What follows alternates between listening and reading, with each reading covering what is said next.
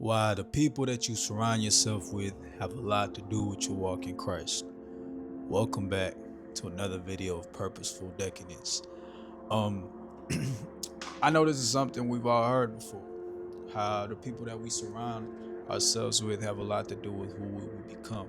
And one of the phrases we all know is like, if you hang around with five fools, you will be the sixth fool. If you hang around three fools, you will be the fourth one. And it falls everything into who you hang around with. Obviously, if you hang with people smarter than you will learn things that you didn't know about before, and so on and so forth. But in the Bible, it is very important to know the people that you hang around with. And the Bible carries a lot of examples on those things. The one I want to start with off would be,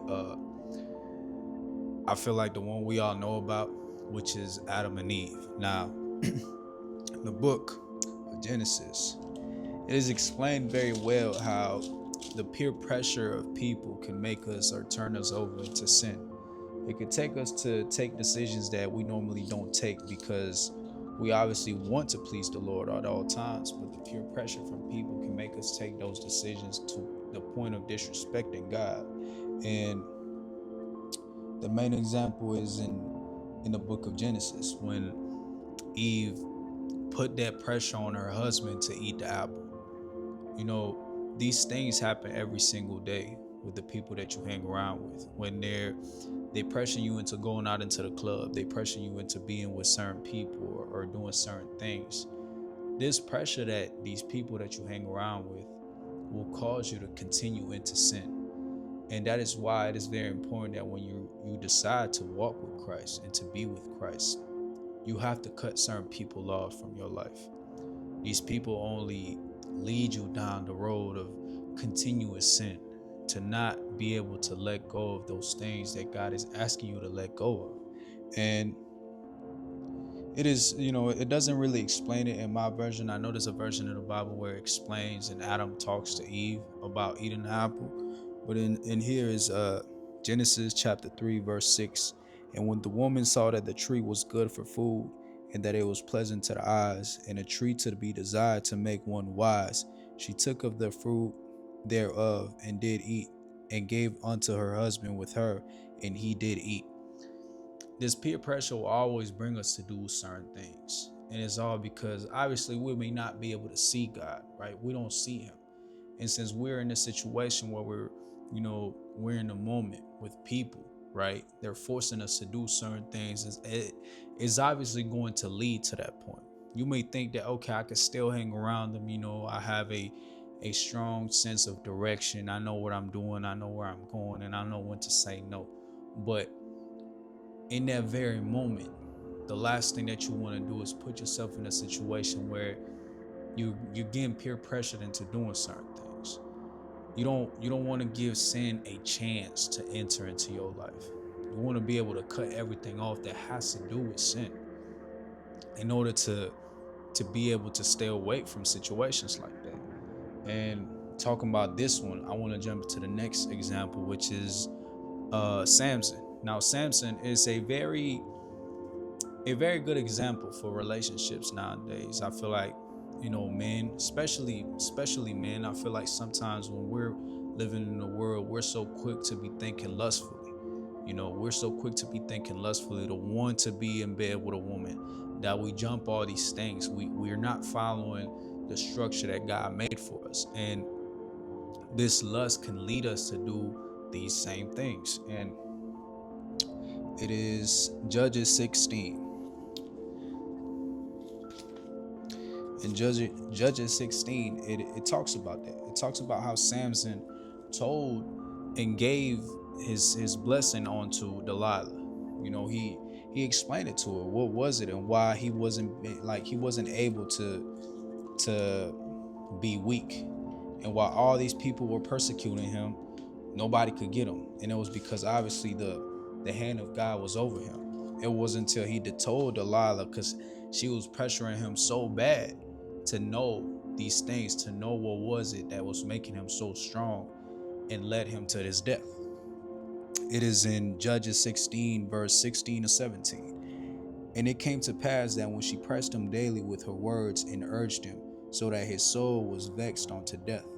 That he told her all his heart, and said unto her, There hath not come a razor upon mine head, for I have been a Nazarite unto God from my mother's womb. If I be shaven, then my strength will go from me, and I shall become weak and be like any other man. Is the lack of discipline. I believe we spoke on this last video. There's a certain discipline that we must carry as followers of Christ, as followers of God, to understand the things that we have to protect. And these things, they're protected by God, but at the same time they're protected by our will, whether we want to protect them or not. This is going back to what I said earlier. You don't want to put yourself in a position like that. If Samson was to cut that woman off from the beginning, none of this would have happened. But he had love for the woman. He was falling in love with her. And it led him to tell this great blessing that he was holding. He was chosen by God. He had a blessing over his head. And the things that God was giving him, or was going to give him through that blessing, would be things that we will never see.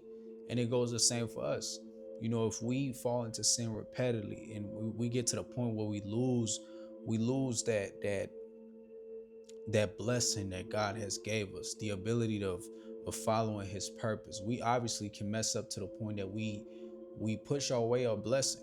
And at that point, it gets harder to get it back, because now we probably made a mistake, or we did something that, you know, we can't be able to go back from mistakes that comes from sin. God will never take away your blessing for following his orders. He'll never take away the blessing that he has for you for following him. So it is the will that we have in us to follow him, to be able to cut off sin before we even get a chance to completely cut it off. We don't want to dance around the fire. What I mean by that is, you don't want to dance around the fire of sin. You know, obviously you don't want to get burned, but the more that you dance around it, eventually you will get burned. And that's what you don't want to do. You want to make sure that you stay as far away from the fire as possible. Don't dance around sin, because eventually you will fall into it. And that is what a lot of these men caused. They were so they lacked discipline to cut off these or shut the doors for sin, basically, to shut off all these doors where sin could enter. And in their lack of, they ended up falling into sin. Now, I do got a couple of examples that fall into this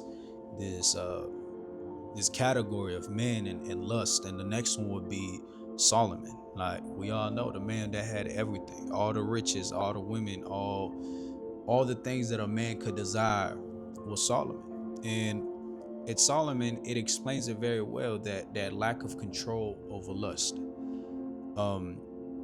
In 1 Kings 11 verse 2, of the nations concerning which the Lord said unto the children of Israel, Ye shall not go into them, neither shall they come unto you, for surely they will turn away your heart after their gods. Solomon clave unto these in love. And there's many times where the Lord tells his people to not fall in love with women or men from other nations, because they obviously did not follow God. They did not worship Jehovah, right? So these things will cause us to turn away from God. Why? Because we're falling in love with a man, we fall in love with a woman that falls under another religion, and now we're going to be peer pressured out of love to follow their religion. And it happened to Solomon. The moment that he let all these foreign women come into his kingdom and into his house, all these concubines, he stopped listening to God. He stopped worshiping God. He stopped following the demands that God had for him, and he decided to worship these different idols that these different women have. And it was all because he decided to open that door to them. And I believe Abraham did that as well. When Abraham told one of his workers to look for a wife for his son, he told him to make sure that it was a woman from their tribe, from the people that worship God. He didn't want nobody from the Canaanite side, because they knew that they did not worship the Lord. So these doors that we open, they cause us to sin. They bring us towards sin. And the moment that you open a door in a lustful way, in a way where you're not only are you putting yourself in the situation to be one with a woman, right, before marriage, but at the same time, the moment that you do that and she doesn't follow the Lord, that's the worst thing you could do, because at that point you're not only tied down to that woman physically, emotionally, psychologically, but also you're being tied down to another complete different religion, I guess you could say, another complete different way of worshiping. They don't follow the laws that we do. They don't worship the same Lord, right? There's only one Lord, but they don't worship the only God, I should say. And these things is where we have to be very careful into, and not only in a lustful way. This goes for everything. It is very necessary for you to cut people off when you know that these friendships and these connections to these people can lead you down to your old life again, can lead you down to sin. And if you're trying to appease the Lord, to follow his laws and follow the things that he's telling you to do, whenever you have these people around, you keep falling into it. You won't be able to listen to God, because God speaks to you when you decide to talk to him. God, you mainly hear God when you're by yourself and you're not being distracted, when you decide to listen to God. And in the moment that these friendships or these connections put you in peer pressure, you won't be able to listen to them. You'll say, you know what? What's wrong with doing it one more time? And what's wrong with doing it the next time? And it's so on and so forth. So it is very important for us to cut people off that no longer have that. We're not on the same path. And it is okay. I'm not saying you can't have love for the person no more. You can't check up on them, but you have to put the things of God first. Now, the example that I have in Exodus chapter 32, it is where Moses went onto Mount Sinai, right, to receive the commandments of the Lord. This is, I would say, the best example of you going out with the same friends that you have in this very moment. The moment that Moses went onto Mount Sinai, he was up there for a while, and people started doubting if he was going to ever come back. Some thought he died. Some people thought he abandoned them. And Aaron was in charge of conducting and making sure that everybody was following the rules that God had for them. Aaron was left down there in charge by Moses. And when all the Israelites were peer pressuring Aaron into saying, Moses ain't gonna come back, we should worship a different God that doesn't leave us stranded in Egypt, because leave us stranded in the desert after being delivered from Egypt. Now these people were still out in the desert. Why? Because they weren't doing things correctly as God was telling them to, right? And they were always complaining about, if we were still in Egypt, we would have something to eat. If we were still in Egypt, we wouldn't die up in the desert. And all these things, all this complaining, they were peer pressuring Aaron into, let's worship a God that actually gives us something. And obviously, this is where Aaron had to understand to stand aside, to not let the peer pressure of these people take his faith away from the Lord. And the moment that Moses came back, he was furious. He was furious at the lack of leadership that Aaron had, and the fact that they were worshiping a bronze bull. They were worshiping their own God, their own idol. And it is in Exodus chapter 32, verse 22 to 23. And Aaron said, "Let not the anger of my Lord wax hot. Thou knowest the people, and they are set on mischief. For they said unto me, Make us gods which shall go before us. For as for this Moses, the man that brought us up out of the land of Egypt, we will not what is become of him." They were so tired of waiting for Moses that they said, let's make a God. Let's make a God that will go before us, that will guide us out of here. And the lack of understanding from other people could rub off on you. The lack of understanding of the things of God from other people, you knowing how God works. But you being around a lot of people that lack that knowledge will bring you to push away the knowledge that you know and follow along with them. And this is exactly what happened to Aaron. You know, Aaron was the right hand man of Moses.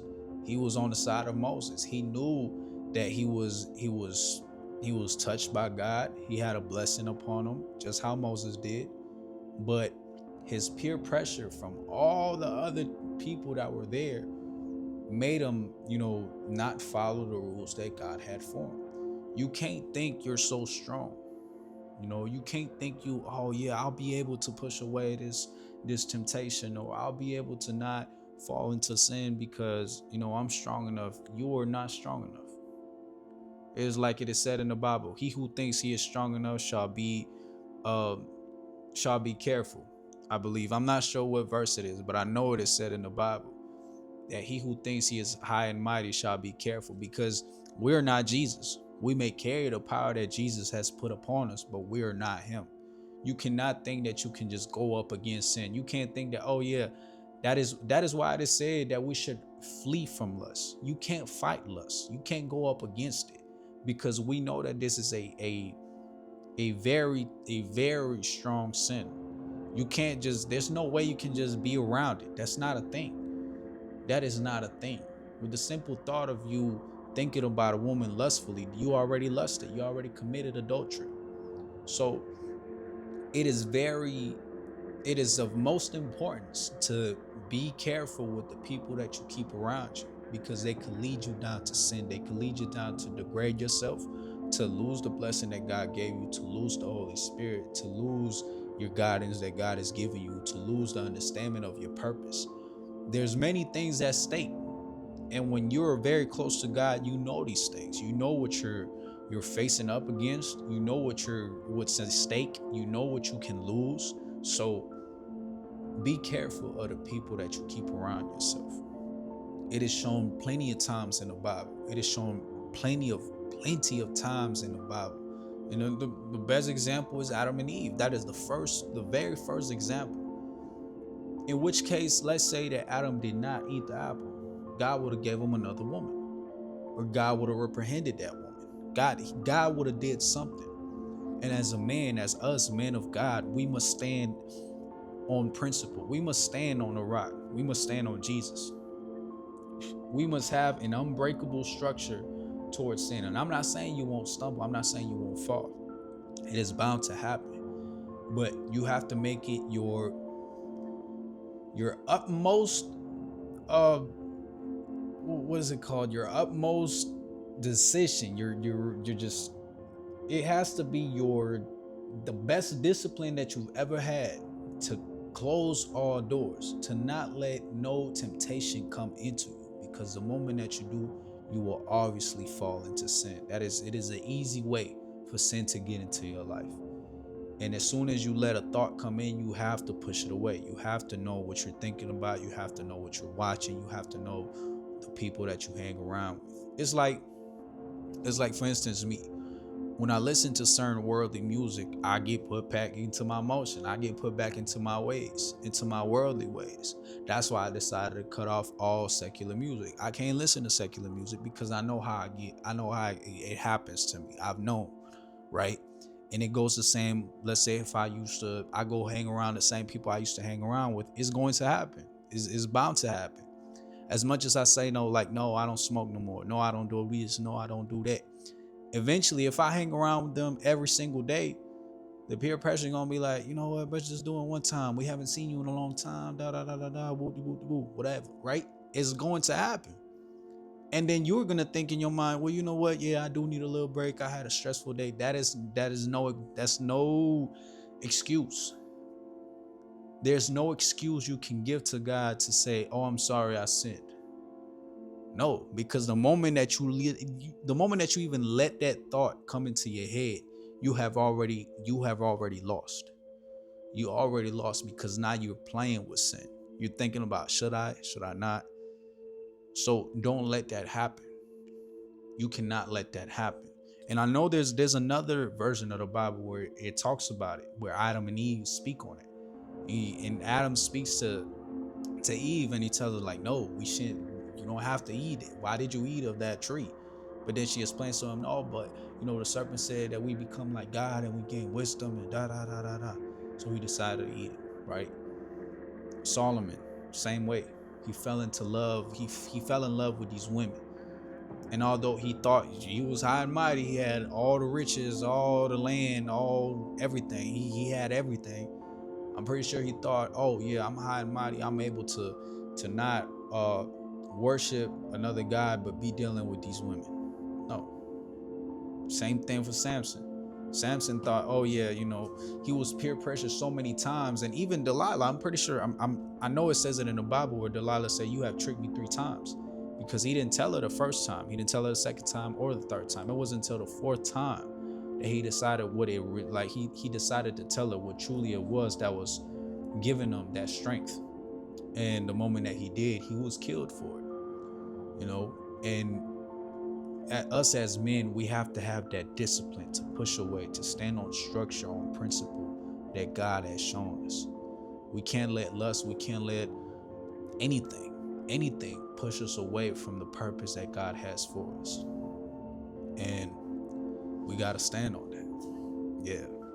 But I hope y'all like this video. I hope y'all understand and y'all have some understanding now of why it is important to keep a good circle around you, and why it's important to cut people off that have nothing to do with the life that you're trying to live now. And it goes for everything. Another example would be when you're trying to achieve something in life and other people don't see your dream, don't see your vision. Obviously, I'm not saying stop talking to them people completely, but you can still check up on them from once in a while, but you got to focus. Whenever you got to focus on something and these people are not dealing with that idea that you have the same way, then you got to put in time to what you got to put in time to, and that's just how it works. That's just the way it works, right? But yeah, I hope y'all like this video, and I hope y'all gain some wisdom from it. And as always, God bless y'all.